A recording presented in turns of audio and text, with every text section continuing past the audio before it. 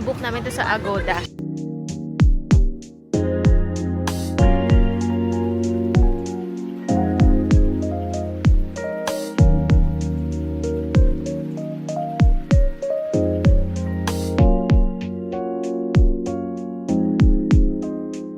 Ito yung lobby nila.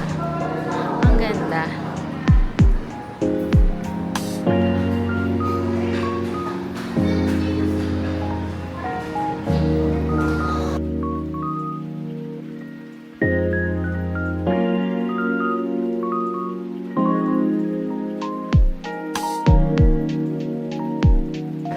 Dito yung buffet area.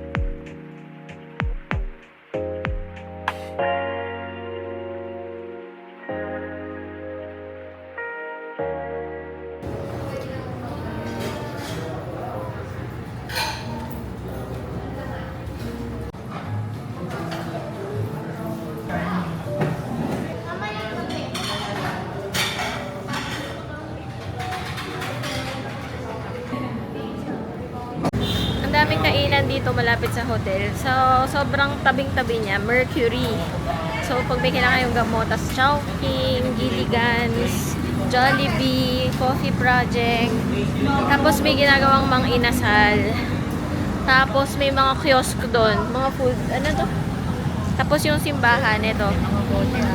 Ayun, yung simbahan, doon sa dulo.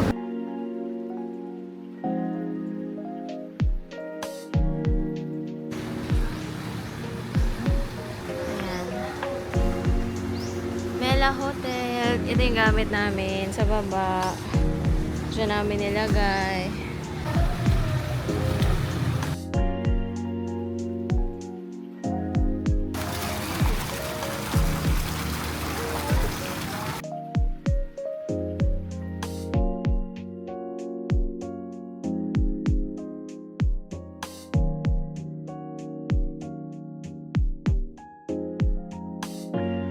Ayaw pa nila umahon. Nag-start kami dito 4:30. Ano na, magsi-6 na. Ayaw pa nila. Ang ganda daw. Kasi kanina, aahon na sana kami. Nung dumidilim na, tas wala pa ring ilaw. Tapos nung nakapagpunas na kami, bigla nilang inopen yung mga ilaw dito. Ang ganda. Ito. So, ayan. Yan yung hotel. Ayan. Mela Hotel. Maganda pala mag-night swimming dito. Ayan.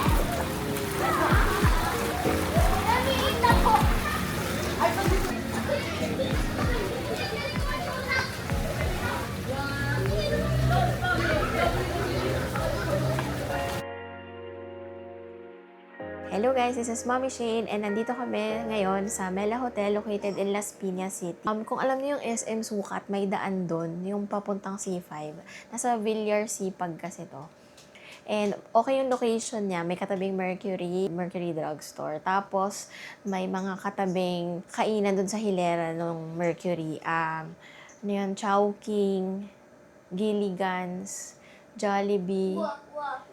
Tapos may coffee project. May mga silog area doon. Tapos may ginagawang mga inasal. Tapos may mga mini donut. Ang dami pang ibang choices. Hindi na namin diniretso yung lagpas ng Jollibee. Pero papunta dun sa simbahan, feeling ko madami pa.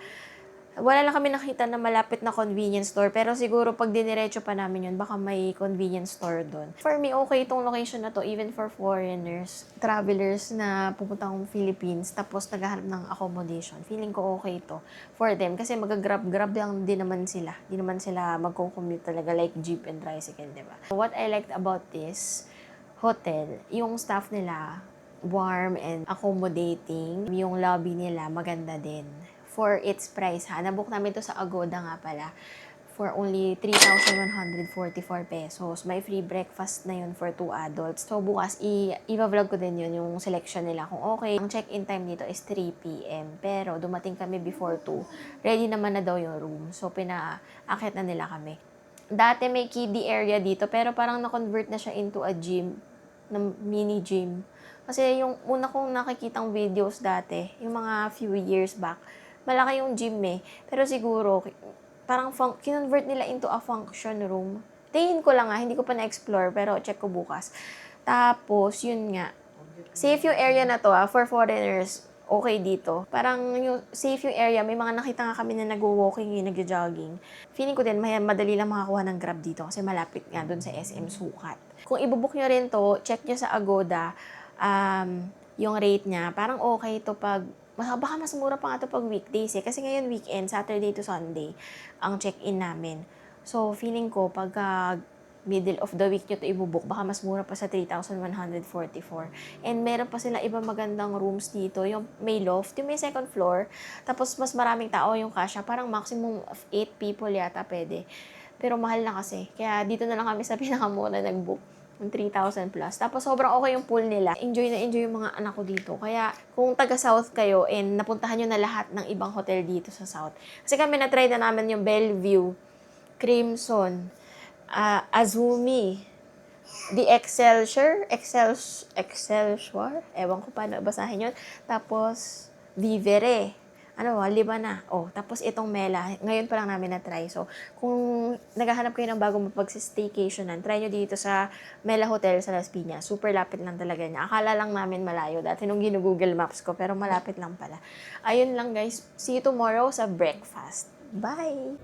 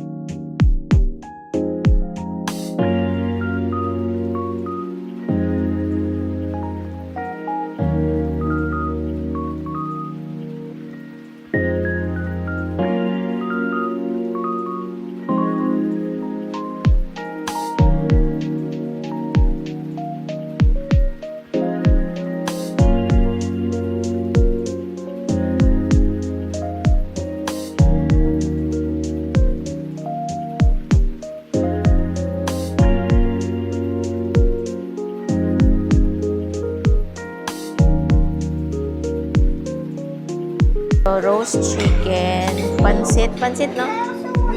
Tapos beef tapa, ginisang ampalaya. Hello guys, kakatapos na namin mag-breakfast. Okay naman yung selection nila. Ang mga ulam doon, tapa, roast chicken na may parang sauce. Parang may vinaigrette. Basta may sauce yung roast chicken. Hindi gravy eh. Pero hindi ko na-try. Tapos, ginisang ampalaya, tsaka pansit. Tapos, may dalawang klase na soup. Egg drop soup, tsaka arroz caldo pala yung isa. May mga kakanin din, kutsinta. Tapos, ano yung isa? Parang puto. Tapos, salad nila, tsaka fruits. Yung salad nila parang more on mga pickled, pickled cucumber, singkamas. Oo. Tapos, fruits nila, melon, tsaka papaya. Tapos sa bread, yung mga dinner roll ba yun? Tapos tasty, tapos pancake na may iba't ibang klaseng syrup, ano yan? Cream, tsaka yung mga toppings. Tapos, ano yan? Sabi mo, hotdog, potato fries, May sunny side egg, sunny side up egg. egg station, yung egg station, meron din. Tapos, ano pa? Tapos fried rice and plain rice. Fried rice plain. Tapos, may bangus pa pala. Sorry, nakalimutan ko. Siomay din, tsaka Oo. siopaw. Yung bangus escabeche yung nakalagay, no? Escabeche yung bangus. Hindi mo lang nilagyan ng sauce. Tapos, may siopaw, siomay. Yun lang, no? Wala. Oo, yun. Okay naman. Ang charge pala, kasi yung room namin, may free na siya na 2 adults. So, itong 6 years old namin na anak, free. Tapos, yung 9 years old, 400 pesos daw. Tapos, charge to room na lang kasi may deposit kami na 3,000 upon check-in. Ibabawas na lang siya dun. Tapos, okay yung lasa. Masarap naman. Ay, yung pansit, ang sarap din. Nasabi ko ba yung pansit? O, masarap. Compared sa ibang 4-star na... Oo. Masarap daw dito. Tapos, yung drinks pala nila, water lang, tsaka gulaman, tsaka coffee. Masarap yung timpla nila dun sa gulaman. Kahit wala talaga actual gulaman. Walang jelly, no? Talaga. Wala, lasang gulaman lang. Gulaman flavor juice. Ano pa? Yun. So, parang walang dessert, no? Hindi, ang pinaka-dessert is yung mga Kakanin. kakanin tsaka fruits.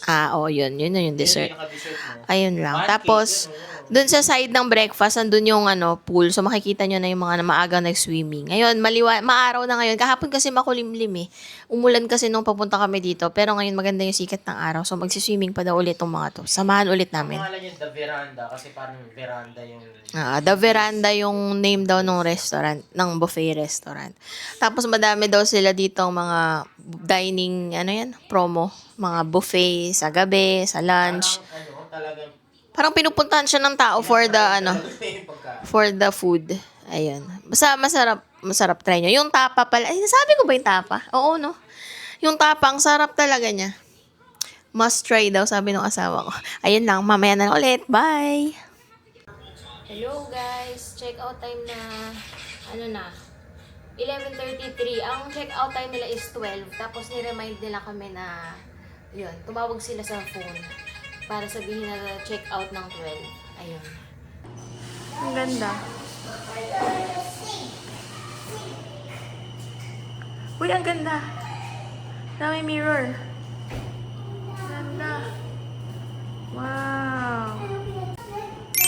Ang ganda ng CR nila.